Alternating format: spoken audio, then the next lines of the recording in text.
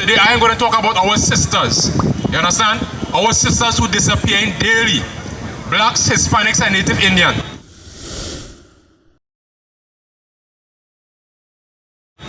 You have to understand that the Most High, you understand, is the one who given that protection. Is the Most High of the blacks, Hispanics, and Native Indians. The black God of the children of Israel. I.S.U.P.K. They say they wanna hear that raw shit. These niggas claiming that they bullshit. These niggas better move it kosher. Cause if they make the wrong move it kosher. You see me, they like, ooh, chemo shopping. I'm on my way up and they ain't gon' stop it. They say they wanna hear that raw shit. Coming up, I'm about to bullshit. They see me, they like, ooh, chemo shopping. I'm on my body, real niggas right beside me. Damn right. That is what the so-called black, Hispanic, and Native woman is today.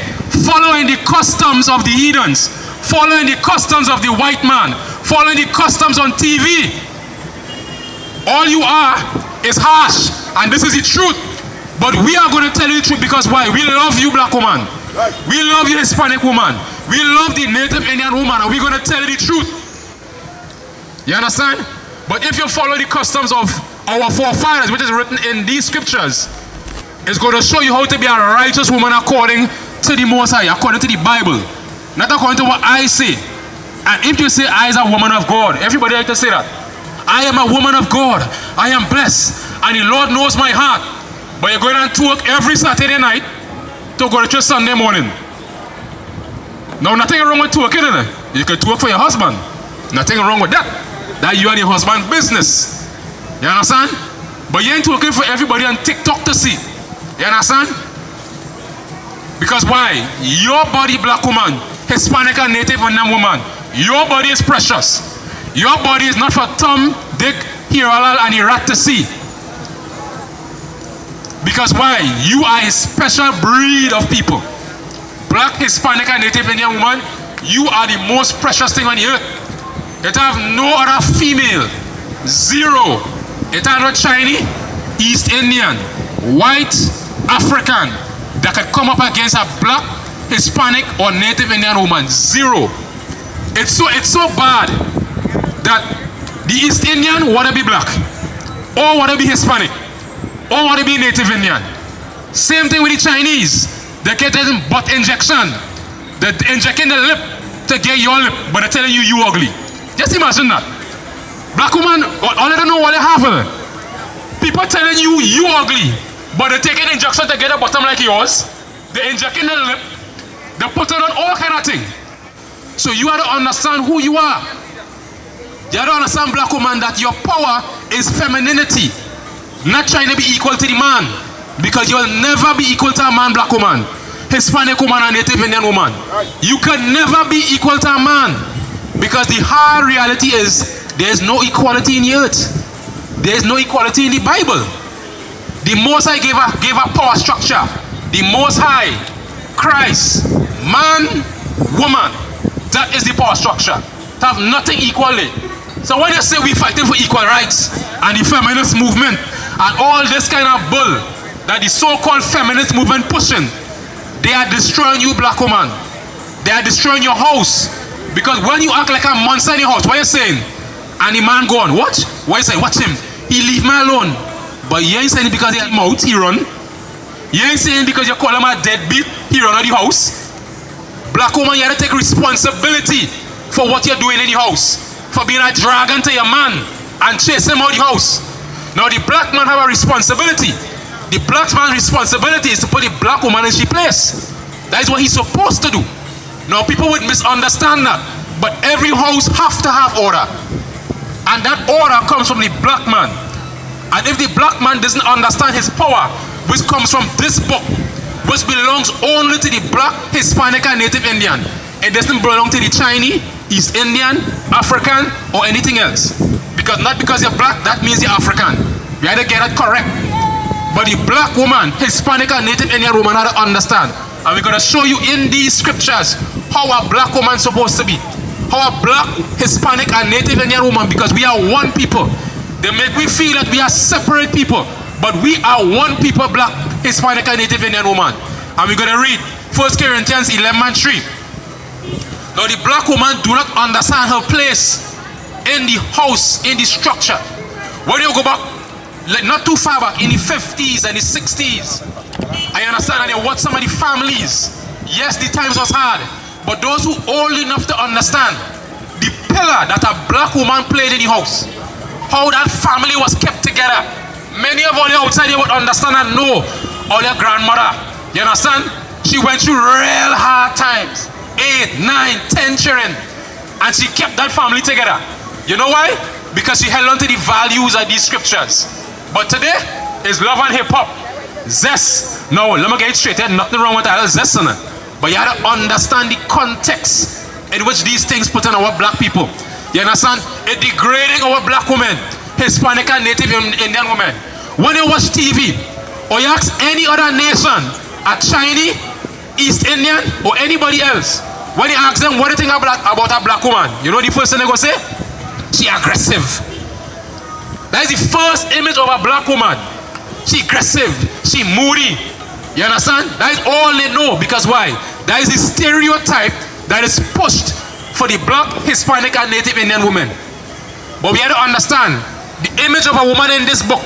The Proverbs 31 woman in this book is the image of a black woman. Right. That way I don't understand. Right. Everything that is righteous in this Bible here is about a black woman. And we're going to tell you how a black woman is supposed to be in the I.S.U.P.K and the Command in General YAHANNA. Read. Right. 1 Corinthians 11 and verse 3. But I will have you know that the head of every man is Christ. The head of every man is what? Christ. Say it one more time. And the head of every man is Christ. Now women, when you're saying, oh, the man had to take responsibility, the man had to take responsibility. But when you behaving like a dragon in the house and cussing the man and belittling the man and telling him you ain't good for nothing, you understand? You old dog, you this, you ain't bring no money for me. No, I'm not saying the man don't have a responsibility. But when you talk to your man like that, how you think that man go feel? Two things will happen. Either the man hit you something across your face, or the man say, here what, I ain't taking this because you emasculating me. You cannot be the man in the relationship. And this is what we need to understand. Because the man has his authority. Because he has a head, he has a report to. And we're going to read it here again. Go ahead. And the head of the woman is the man. The head of the woman is a what? And the head of the woman is the man. Now this is the Bible, the King James Bible. Now God's word saying that the head of the woman is the man. That is not equality. I don't care what the feminist movement want to say. I don't know what a Bill of Rights pass. I don't care what American law. I don't care what the UN Convention say. This book here that governs the life of black, Hispanic, and Native Indian woman says that the head of the woman is the man. Now we have to understand power structure. Now the reason that the man is the head of the woman is because when things start to go downhill and responsibility has to pass, guess what's going to happen? You understand? Responsibility have to be passed to somebody. So when somebody come and attack the house, if there's equality, you understand? If there's supposed to be equality in the house, when a bandit bust through the door and a man with a tree line on in the house, what the man supposed to say? Woman, you equal to me, you go in front. And that is equality. When the gunman pull out and the man say push you in front and say, here what? Woman is equality now, it's a new world. You take the bullet. All are we equal? What you gonna say? Tell me what you gonna say, woman. Tell me what you gonna say until you want equal rights. If a man equal to a woman, when the bandit rush in the house, take a bullet for the man. But no, well, you know what you gonna say? Be a man. Go in front. Take the lead. But then you're challenging that man's authority. And that is not of God. So blacks, Hispanics, and Native Indian women, listen to what the God of the Bible is saying. Read again. 1 Corinthians chapter 11 verse 3. But I will have you know that the head of every man is Christ. Now this is from the book of 1 Corinthians. All your Christian pastors love to read from this. And all your female Christian pastors love to read this. But we're going to show you all in this Bible that that is not of God, what your Christian pastors so-called doing. Right. You understand? all those female pastors will show you where that is an abomination right in the Bible. There's no equality here. There's a power structure, and the Most High set that structure, and it's right in the Bible. Now this is for your own good. A lot of women wouldn't like what we're saying, but it's the truth. So read. And the head of the woman is the man. Read. And the head of the woman is the man. Go ahead. And the head of Christ is the Most High. The head of who? And the head of Christ is the Most High. So there's a power structure for a reason.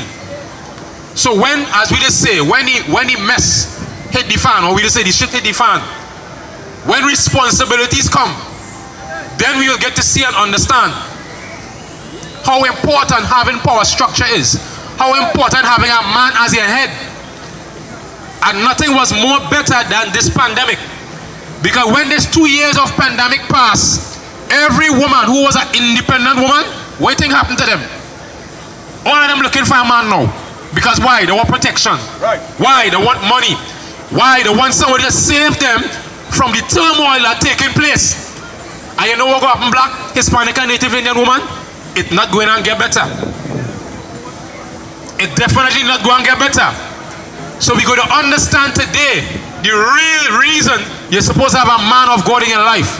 Not just any man. That man has to be in order. And that man has to be in order according to the scriptures. But today we're dealing with the women. We'll deal with the men and next day and show the man's responsibility to his wife. And we're going to touch a little bit on it. But black woman, Hispanic woman, and Native Indian woman, when they stop being a dragon in the house, then you'll see a big difference. Listen well to what I tell. No calling can cause pain. Something that a rebel knows very well. Can't you tell I was sent from the Lord?